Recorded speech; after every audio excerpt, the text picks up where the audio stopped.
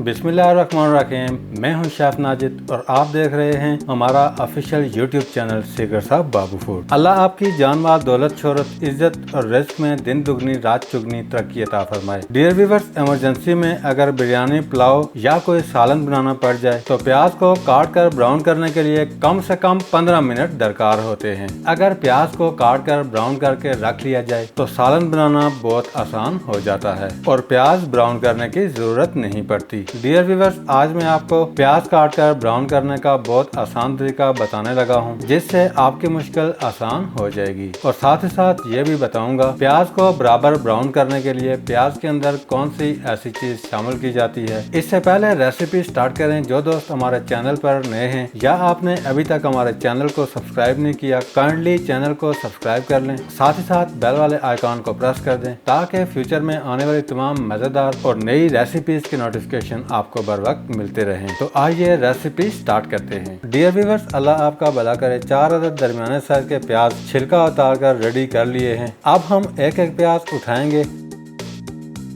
और प्याज को इस तरह बारीक काट लेंगे।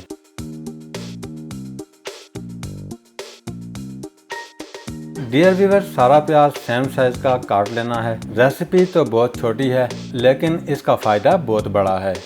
डियर व्यूअर्स, चारों प्याज बारीक काट कर रेडी कर लिए हैं। कटा हुआ सारा प्याज एक बाउल के अंदर शामिल कर देंगे।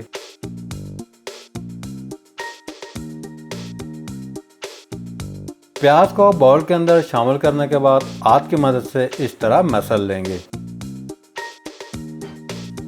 डियर व्यूअर्स, प्याज को अच्छी तरह मसलना है ताकि कटा हुआ सारा प्याज अलग अलग हो जाए।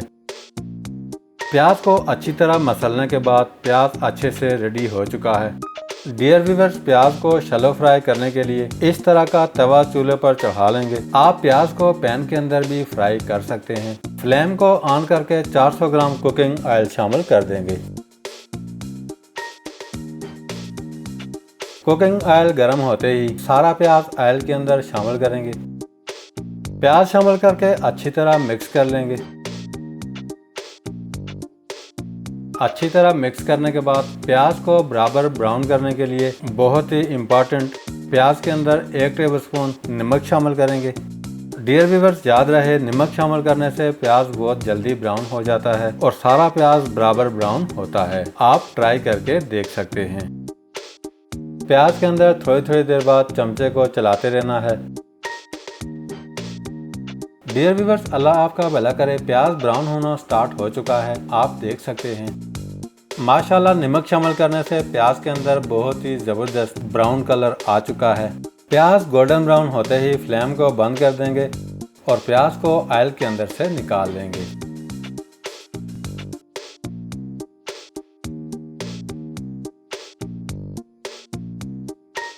ब्राउन किया हुआ सारा प्याज प्लेट के अंदर शामिल करेंगे।